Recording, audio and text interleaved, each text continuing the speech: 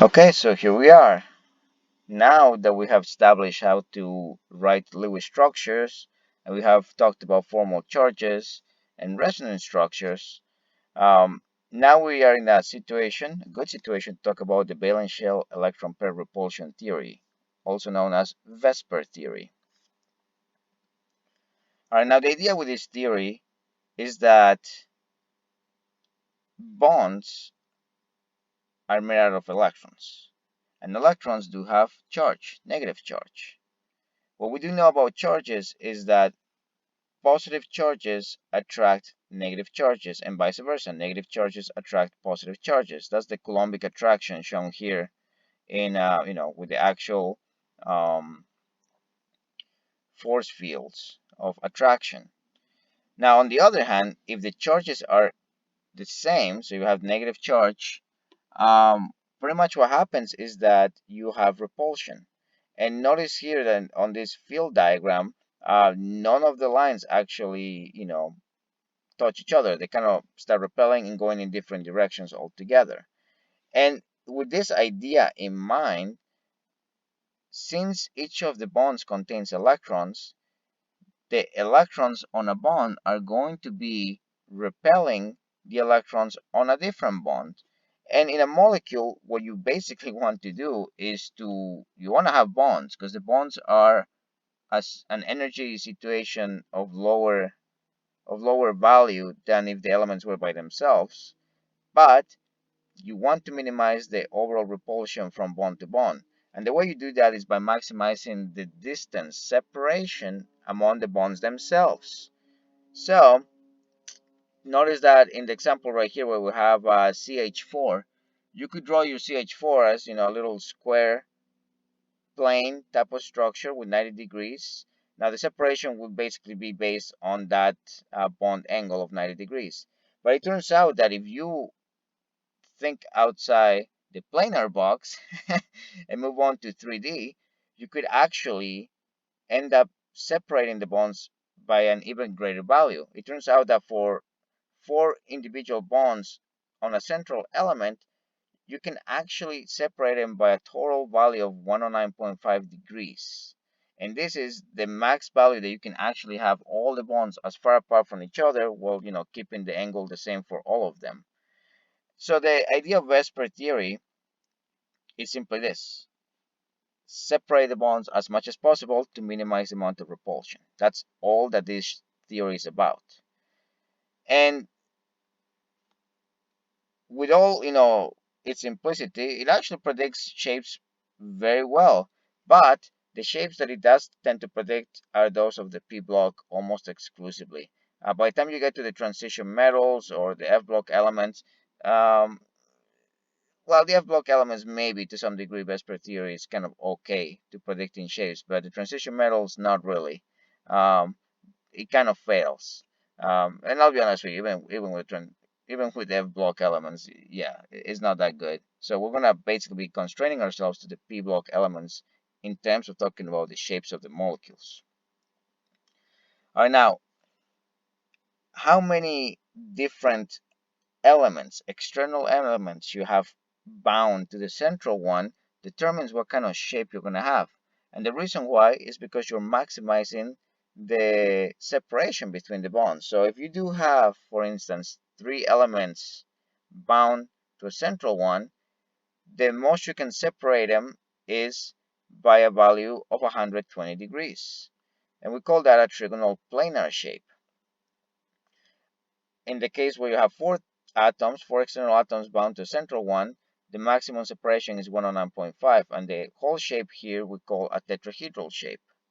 When you have five things bound to the central element, we can have separations of 120 on the equatorial plane or separations of 90 degrees from apical to equatorial planes.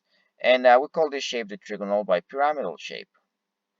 When you have six atoms bound to the central one, we end up with a shape known as octahedral, and pretty much the bond angles are 90 degrees.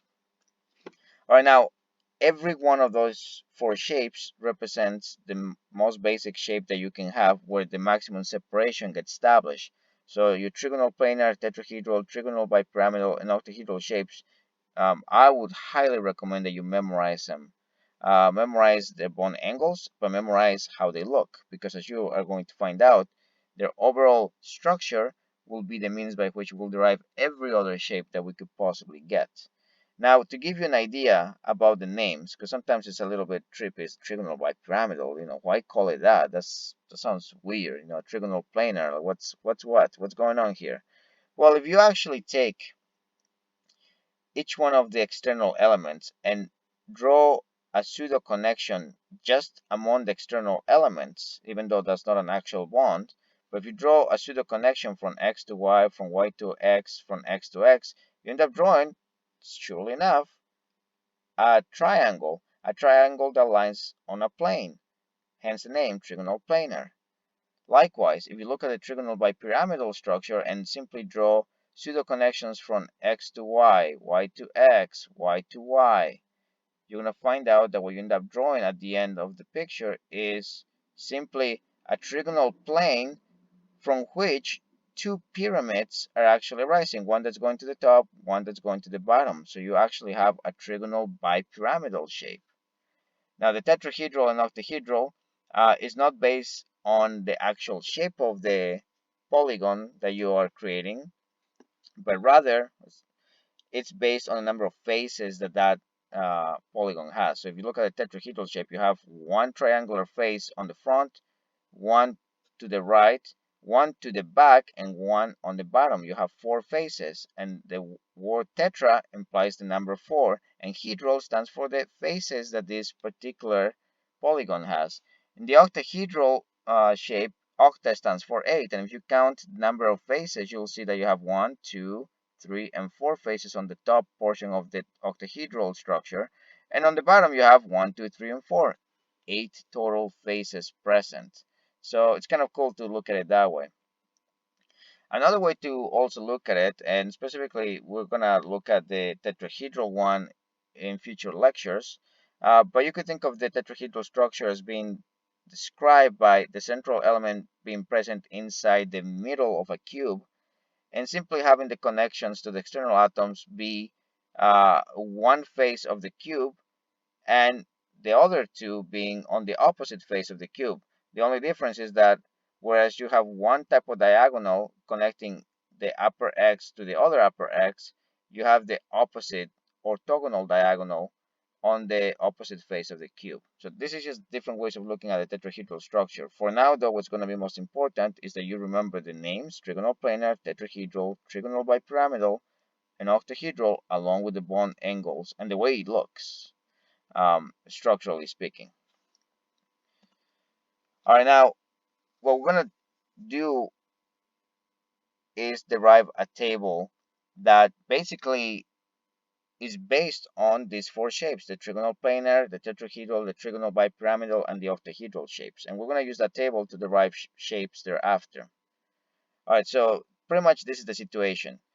If you have a central element, and that central element only has atoms bound to it, but the central element itself doesn't have any lone pairs, you're going to have one of these four shapes: trigonal planar, tetrahedral, trigonal bipyramidal, or octahedral. But if it so happens that the central element has lone pairs, the story is going to change a little bit. We're going to start with the octahedral shape to derive all the different shapes. But with the octahedral shape, we have 6 things around it. If it so happens that one of those directions is actually a lone pair, we count the lone pair as a direction, but experimentally we don't actually get to see the lone pair. What we do see is atom next to atom, atom next to atom. So to us, all that will be visible will be the remaining atoms. And the remaining atoms, if you draw pseudo connectivities among the external atoms, you'll find out that this looks like a pyramid that has a square base. And as such, we call this the square pyramid.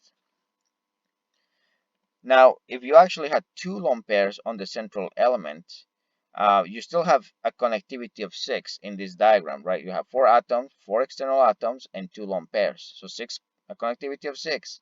But once again, we don't get to see the lone pair. So to us, all we see is just the 4 atoms lying on the plane of that square. And as such, we call this structure the square planar shape.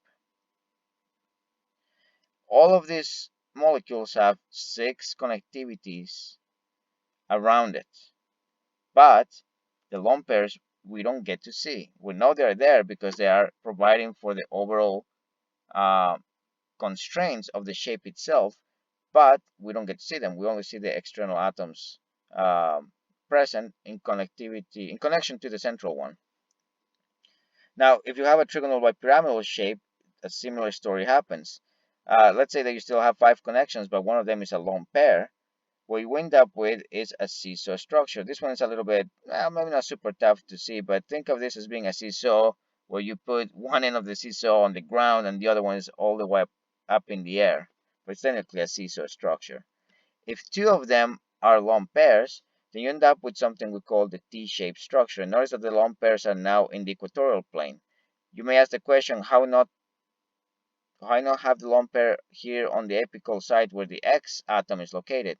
And the reason why is because lone pairs are a concentrated region of space with negative charge. So you want to absolutely make sure that the lone pairs are as far away from each other as possible. So you don't want them to be 90 degrees away from each other. You want them to be 120 degrees away from each other. That's yielding the T shape that we see here.